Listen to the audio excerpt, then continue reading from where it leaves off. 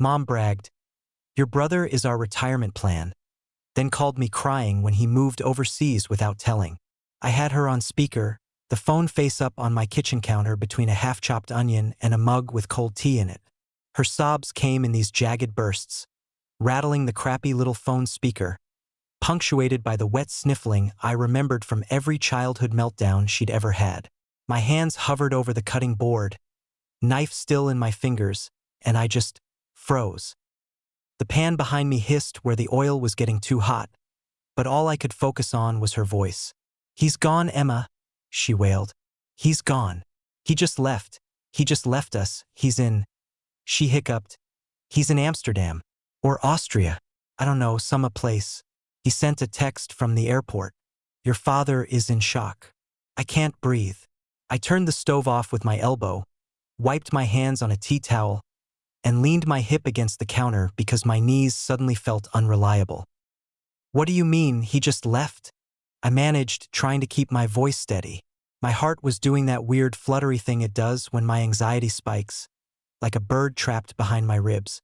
I could hear Dad faintly in the background, muttering curses, the TV still blaring some sports channel like the world hadn't just shifted. "Mum, slow down. Start from the beginning. What happened?" It was a Wednesday evening, around 7:30, the kind of midweek where my biggest plan had been making stir-fry and maybe finally folding the clean laundry that had been mocking me from the chair for 3 days. I'm 31F, and until that phone call, my role in the family had been fairly stable. The independent one, the sorted one, the she'll be fine, she doesn't need anything from us one. My younger brother Luke, 28M, was, and I say this without sarcasm, the sun in my parents' little solar system. Growing up, our roles weren't assigned. They just sort of congealed around us. I was the kid who could be left alone with a book for hours. Luke was the kid you had to chase away from the sockets. I taught myself how to make toast without burning the house down. He once microwaved a fork. Little things, but they added up to a narrative. Emma is capable, Luke needs protecting. At least that's how they told it. The retirement plan line started as a joke. Or I thought it did. I was maybe 15 the first time I heard Mom say it at a barbecue. One of her friends was complaining about the cost of university, and Mom laughed and said, "Oh, we're investing everything in Luke. He's our retirement plan. This one?" She jerked her thumb at me as I dried dishes at the sink. "This one will be fine. She'll probably be running a company by then." Everyone laughed. I smiled tightly and focused on the water spots on the plates so no one would see whatever crossed my face. At that age, all I heard was that she thought I was smart. It took me years to realize the other half of the sentence. They were counting on him, not me. Luke was charming. That annoyingly easy charm that makes teachers bend rules and relatives slip $20 bills into his hand. Just because. He wasn't stupid, he tested well when he bothered to try, but he coasted. Mom and Dad floated underneath him like a safety net made of money and excuses. Failed a class? The teacher was biased. Got fired from a job? The manager was threatened by him. Racked up credit card debt at 23? He just needs time to get on his feet. All we want, Mom would say at family gatherings, leaning in conspiratorially to her sisters over the cheese platter, is for Luke to get a good job so we can move into the granny flat in the back of his house and babysit the grandkids. He'll look after us when we're old. He promised. Then she'd wink at him, and he'd shrug, half embarrassed, half proud. In those same conversations, my life plans were wallpaper. "Oh, and Emma's doing, what is it again, sweetie? Marketing?" She'd ask. I'd correct her. "Project management." "Mom, I've told you." And she'd wave a hand. Yes, spreadsheets, very important." Then right back to Luke. It's funny what sticks in your brain. I don't remember my first day of high school, but I remember sitting in the back seat of Dad's car the week before I left for uni, listening to them talking about money. "We'll just have to tighten the belt," Dad said. "We'll help you with rent in first year, Emma. Then you'll get a job, you'll manage. You're good with money." I'd saved all summer at the grocery store specifically so I wouldn't have to ask them for anything, but I appreciated the offer. "Thanks," I said. Mom sighed. "We have to be careful, though," she said. We can't eat into what we're putting aside for Luke. His degree will be more expensive and he'll need us longer. Your course is shorter. She turned in her seat to smile at me. You're the independent one. We don't worry about you. I smiled back, because what else do you do with that? Say, hey, maybe worry about me a little? Fast forward 12 years. I have a steady job, a small rented apartment, a car that mostly works, and a decent emergency fund I'm low-key proud of. Luke lives at home, still, ostensibly saving for a deposit. He's had 6 different jobs in the last 5 years and quit each one when it got too stressful. Mom and Dad pay his car insurance, his phone bill, his dentist appointments. Anytime I tried to gently suggest that maybe, just maybe, this wasn't sustainable, Mom would shut it down. We don't mind helping him, she'd say. He's our retirement plan. Once he's established, we'll be set for life. You don't need to worry about us. Love. Focus on yourself. Which brings us back to my kitchen, and the sound of her sobs crackling through my phone. He cleared his room, she was saying, voice high and ragged. We thought he was at work. I went in to put his washing away and the wardrobe is empty. He left a note on his desk, just a scrap of paper, like we're nothing. Her breath hitched. He said he and Sophie got jobs overseas and they're starting a new chapter. A new chapter, like we're some chapter he can just close. I swallowed. My throat felt dry, like I'd swallowed sawdust. Overseas where? Amsterdam, she sniffed. Some digital something job. And she got a teaching position. He said they left this morning and didn't tell us because he knew we'd try to talk him out of it. I could picture Luke scribbling that note, the guilt in his face when he'd avoided confronting things in the past. Him disappearing for days instead of telling Dad he'd crashed the car. Him switching off his phone when Mom's calls got too intense. It fit uncomfortably well. What do you want me to do? I asked, and I hated how automatic that question was. You have to call him, she wailed immediately. He listens to you. You're the sensible one. You tell him he can't just abandon his parents. Tell him we've put everything into him, we believed in him. Tell him, her voice broke again. Tell him we're not ready to be alone. Something in my chest twisted. For a flicker of a second, there was this petty, ugly voice that whispered, oh, now you're not ready to be alone? After years of telling me you'd be fine because you had him, not me? It was quickly drowned out by a heavier, older feeling. The reflex to manage them, to smooth things over, to be the one who fixes the emotional mess. I can call him, I said slowly, but I can't make him come back. You can talk sense into him, she insisted. Tell him about our retirement. About the granny flat. About your father's blood pressure. He doesn't think about these things. You do. I pressed my fingers into my temples. Mom, you can't plan your entire retirement around one child, I said. Especially one you never asked what he actually wanted. Oh, don't start with your therapy talk, she snapped, the sharpness cutting through the tears. You're always taking his side. I thought you'd be on our side for once. There it was. The tug-of-war ropes coming out. I'm not taking anyone's side, I said, though honestly, if there was a side, it was Luke's right now. I'm saying you need to think about what you're going to do. Have you and Dad talked to a financial advisor? Looked at your super. We don't need a stranger telling us what to do, she spat. We had a plan. Her voice wobbled on the last word. He was the plan. The quiet that followed that sentence felt like something dropping. We stayed on the phone for another 40 minutes. I listened more than I spoke. She cycled through rage. He used us. Bargaining. Maybe he'll come back after a year. Maybe it's just a phase. And despair. What did we do wrong? My dinner went cold. The kitchen filled with the faint smell of burnt oil, and I opened a window, shivering a little in the cool air. After I finally convinced her to go drink some water and maybe lie down, I ended the call and just stood there, phone still in my hand, staring at nothing. Then I did what she'd asked. I called Luke. He picked up on the second ring. The background noise sounded like an airport lounge. muffled announcements, rolling suitcases, the distant clatter of cutlery. "Hey," he said cautiously. "Hey," I replied. "So, Amsterdam, huh?" He groaned. "I knew she'd call you." "Yep." I slid down the cupboard until I was sitting on the floor, back against the dishwasher. "She's not taking it well." "That's an understatement," he muttered. I heard Sophie's voice nearby, low and soothing, then footsteps as he moved away. "We bored in like 20 minutes, Em. I couldn't, if I told them ahead of time, they would've. You know what they're like." "I do know what they're like," I said.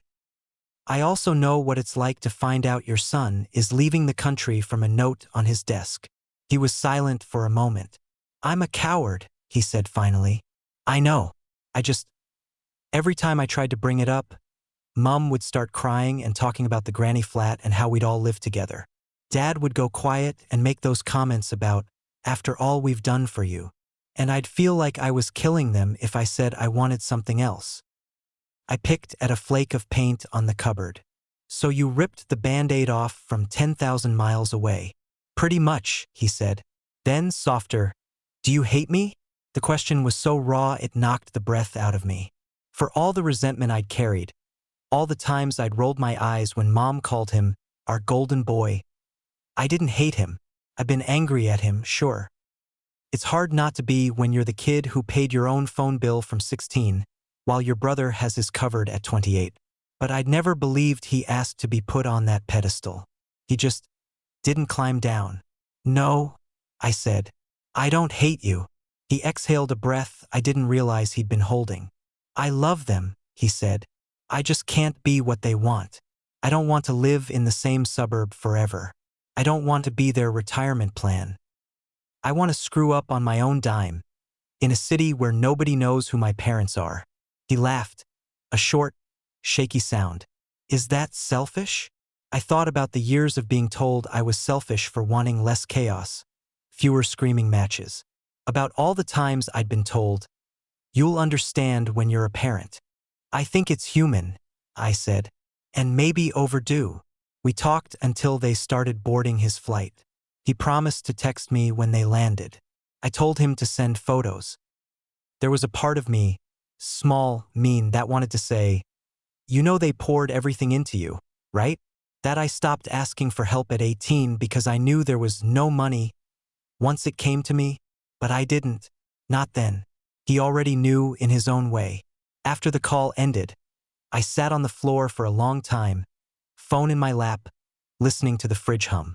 The next few days were messy. Mom called again the next morning, voice hoarse from crying, asking if I'd talked some sense into him. When I told her he was already on the plane, the anger she'd been directing at him swung my way. "So you knew and you didn't tell us?" she demanded. "I found out when you did," I said. "I called him after." "And you didn't tell him to come home?" "He's 28, Mom," I said, tired.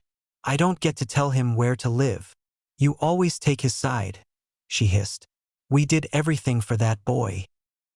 "You did everything for him because you decided he was your retirement plan?" I snapped back before I could stop myself. "That was never his job." There was a stunned silence on the line. "How dare you?" she whispered. "You have no idea how hard we worked, how much we sacrificed."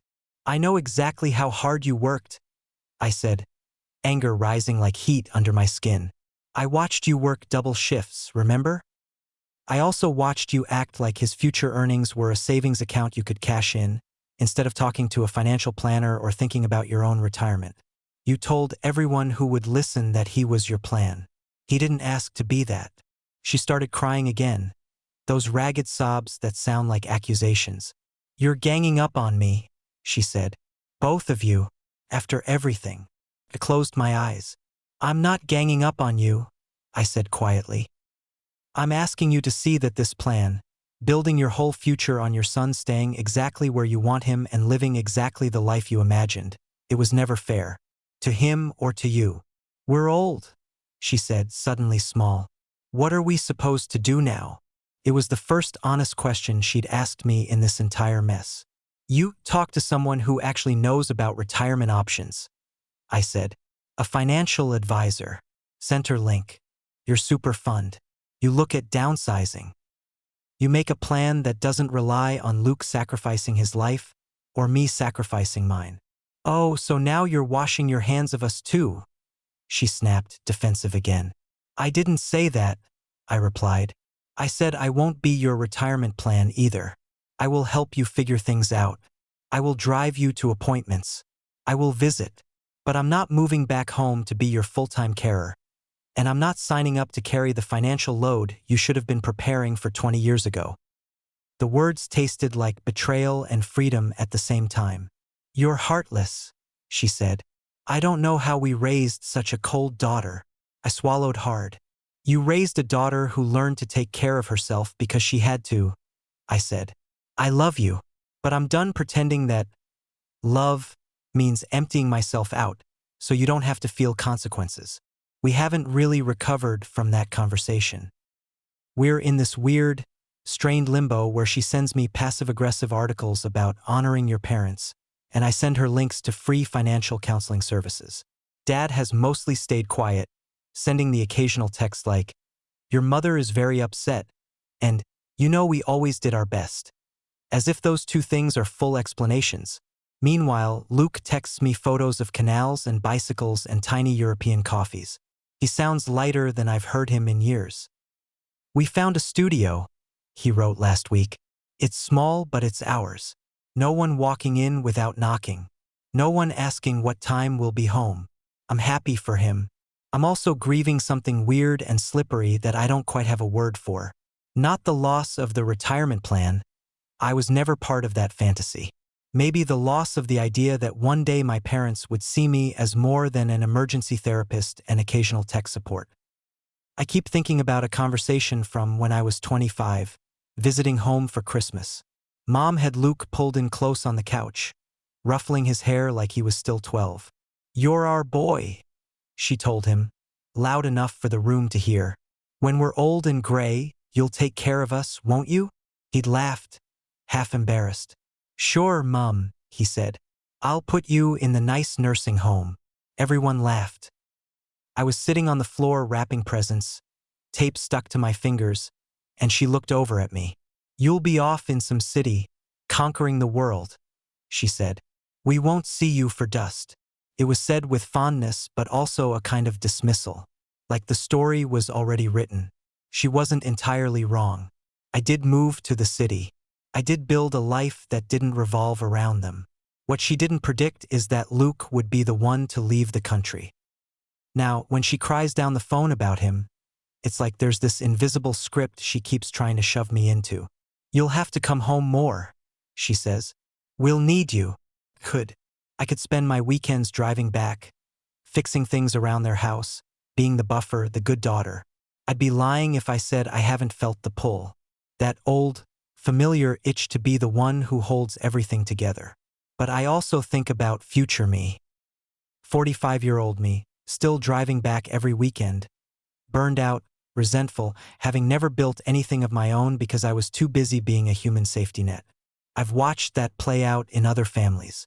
I don't want it, so I'm trying something new, holding the line. Being kind without being a martyr.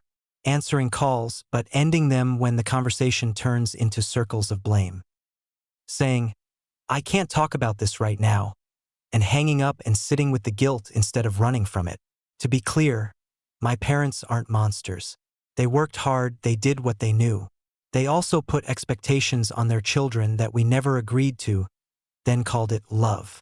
Mom bragged, "Your brother is our retirement plan," for years. Said it like a joke, like a badge of honor, like a guarantee against the fear of ending up alone and broke. Now she calls me crying because that plan grew legs and got on a plane. And me? I'm here in my little rented kitchen, trying to figure out how to care without carrying. If anyone's reading this who grew up as the independent one, while a sibling was cast as the future savior, I'm curious. What happened when the script didn't play out? Did your parents rewrite it with you in the starring role? Or did they finally learn to stand on their own feet? Because right now, it feels like we're all standing in the rubble of a fantasy, And I'm the only one who's willing to admit that at some point, someone should have checked if the foundations were real.